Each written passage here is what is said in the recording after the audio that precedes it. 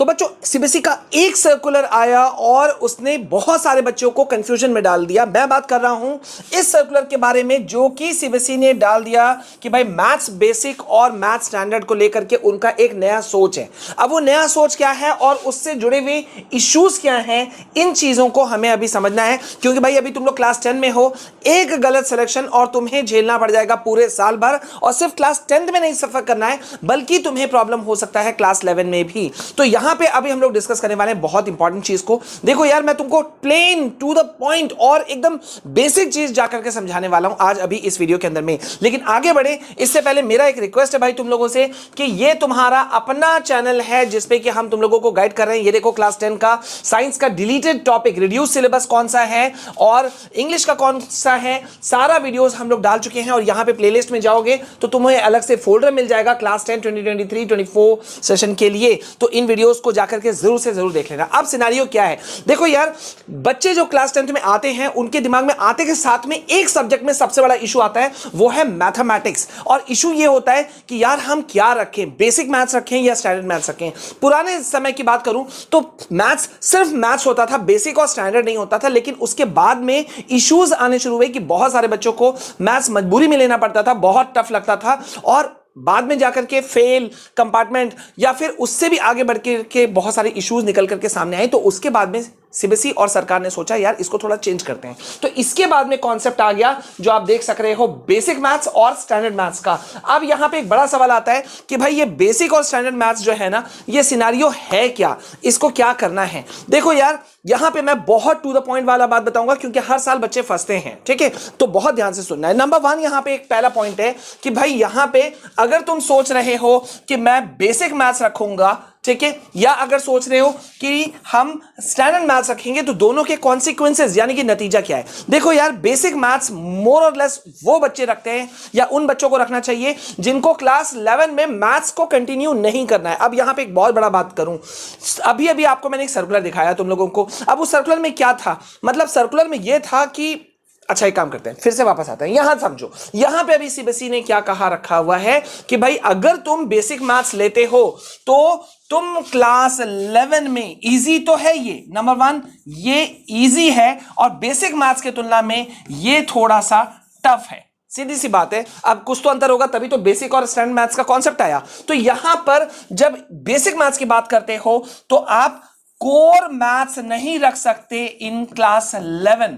Class 11 में आप नहीं रख सकते। और जो स्टैंडर्ड मैथ्स रख करके चलते हैं उनका मकसद ही होता है कि क्लास 11 में हम लेंगे पीसीएम यानी कि फिजिक्स केमिस्ट्री मैथ्स, ठीक है। तो अगर तो तुमको मैथ्स टफ लगता है, आगे क्लास 11 में जाकर के कंटिन्यू नहीं करना है, तो तुम्हें रखना चाहिए बेसिक मैथ्स। लेकिन अगर तुम्हें तुम वैसा फ्यूचर के रूप में कुछ चीजों को देख पा रहे हो तो तुम्हें मैथ्स में जाना चाहिए। अब मैं यहां पे एक और चीज समझा देता हूं। यहां पे बहुत सारे बच्चे बोलेंगे सर मेरे को तो क्लैरिटी है, मेरे को मैथ्स में इजी है तो मैं बेसिक रखूंगा। बहुत सारे बच्चे बोलेंगे मेरा तो मैथ्स अच्छा है, मैं स्टैंडर्ड मैथ्स रखूंगा। लेकिन अब एक बात समझो, बहुत सारे बच्चे, जैसे कि इस सेशन का भी मैं बात करूं तो इस सेशन में भी क्या हुआ कि बेसिक मैथ्स रखने के बाद में आगे जाकर के जब 10th पास हो जाते हैं तो बहुत सारे बच्चों को लगता है यार गलती कर दी है। घर में ताने भी सुनने के लिए मिलते हैं, देखो वो रख रहा है, हाँ उसने मैथ्स रख लिया क्लास 11 में, साइंस रख लिया, अब तुम क्या रखोगे, ऑप्शन क्या बचेगा। अगर बेसिक मैथ्स रख रहे हो तो दैट मींस वो ये चीज हुआ कि भाई तुम इसका मतलब क्या रख सकते हो, तुम रख सकते हो क्लास 11 में क्या ऑप्शंस बचे, पीसीबी बचा है ना। अगर साइंस साइड में जाना चाहते हो तो पीसीबी बचा।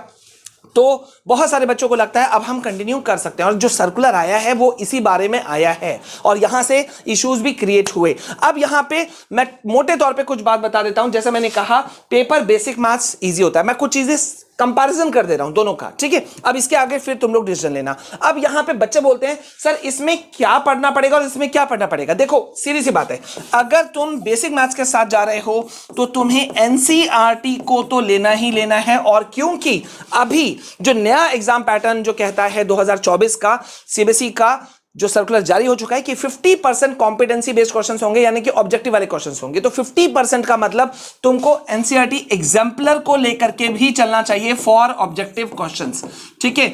वहीं अगर हम स्टैंडर्ड मैथ्स वालों की बात करें तो भाई तुम लोगों को एनसीईआरटी तो चलना ही चलना है, एग्जाम्पलर तो चलना ही चलना है, प्लस रेफरेंस बुक्स जो है वो तुम लोगों को लेकर के चलना चाहिए, सो दैट कि you should be very safe, तुम्हें बहुत सेफ तुम फील कर सको, वरना क्या होगा, तुम फंस जाओगे। यहां पे अगर मैं मोटे तौर पे अगर बात बोलूं तो मोटे तौर पर स्टैंडर्ड मैथ्स रखने वालों को एक्स्ट्रा क्वेश्चंस को सॉल्व करना पड़ेगा in comparison to basic maths वाले, एक्स्ट्रा क्वेश्चंस को सॉल्व करना पड़ेगा, ठीक है, जो कि इस चीज में यहां पे ये लोग बच जाएंगे थोड़ा सा बेसिक मैथ्स वाले। लेकिन वेट, हर चीज के कुछ नेगेटिव पॉइंट्स होते हैं, कुछ पॉजिटिव होते हैं। तो यहां पे देखो, मैं तुम लोगों को ये कहना चाह रहा हूं कि अगर तुम फ्यूचर को लेकर के सोच रहे हो कि यार मुझे बेसिक रखना है अभी के लिए कि मैथ्स को मैं अच्छे से निकाल लूं, ठीक है, और आगे जाकर के मैं पीसीबी रख लूंगा, तब तो ठीक है, ठीक है। वरना मैंने जो बहुत बार देखा है वो ये भी देखा है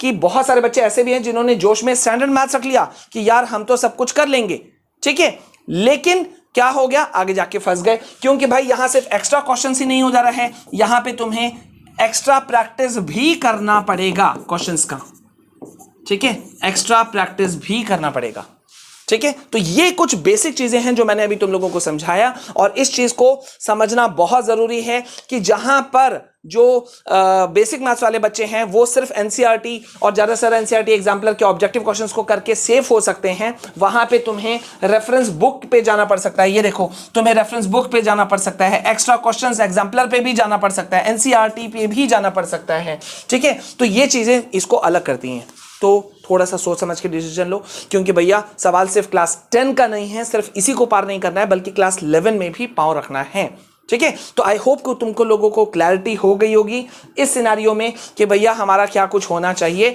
तो हड़बड़ी में मत लेना, सोचो समझो, अभी तुम्हारे पास चांस होगा, अगर बेसिक है स्टैंडर्ड करना चाहते हो तो कर सकते हो, स्टैंडर्ड है बेसिक करना चाहते हो तो कर सकते हो, लेकिन थिंक फॉर ए व्हाइल, क्योंकि एग्जाम तुम्हें देना है। मैं बहुत बड़ी बात बोलूंगा, एग्जाम तुम्हें देना है, क्लास 11 का, क्लास 12 का, उसके बाद का फ्यूचर तुम्हारा है, तो टेक योर ओन डिसीजन, ठीक है। तो आई होप कि मैंने तुम लोगों को कुछ सजेशन, मैं तुम लोगों को सजेस्ट कर पाया हूंगा और गाइड कर पाया हूंगा। और भाई क्लास 10 वाले बच्चे, तुम लोगों के लिए वीडियोस लगातार डल रहे हैं, स्ट्रैटेजी वीडियो या क्या क्या चीजें जो अपडेट्स हैं वो सारी चीजें डल रही हैं, फोल्डर भी बना पड़ा हुआ है, go and check it out those videos and please do share these videos, ठीक है। मिलते हैं नेक्स्ट वीडियो में बहुत ही इंपॉर्टेंट वीडियो के साथ में, तब तक के लिए जय हिंद, जय भारत।